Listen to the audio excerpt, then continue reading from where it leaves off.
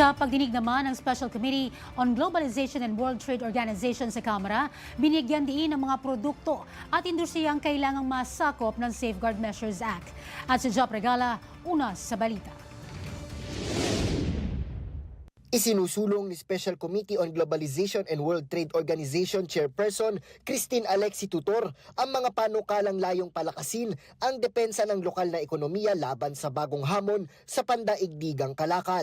Isa rito ang House Bill 4884 na nag-aamyenda sa Republic Act 8800 o Safeguard Measures Act upang isama ang mga produkto at serbisyong bunga ng makabagong teknolohiya. The global trading environment has been completely transformed by globalization. Today, trade is not just about tangible goods. It involves software, licenses, and complex supply chain processes. Nililinaw din sa panukala ang kahulugan ng serious injury na tumutukoy sa matindi at pangmatagalang epekto sa operasyon ng mga industriya. Isinasama rin bilang extraordinary circumstances ang mga krisis tulad ng pandemya, pananalanta ng mga peste at iba pang pangyayaring malubhang nakakaapekto sa produksyon at infrastruktura. Suportado naman ng Department of Information and Communications Technology ang panukala, lalo na sa pagprotekta sa lumalawak na sektor ng digital at technology-driven industry.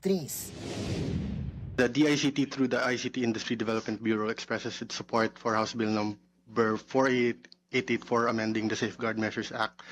As our economy continues to shift towards services, digital platforms, and innovation-driven industries, it's imperative that our trade defense mechanisms evolve accordingly.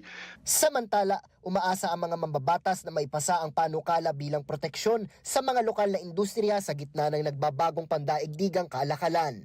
Nauuna sa balitang totoo at laging bago. Job Regala, alauna sa balita, Congress TV.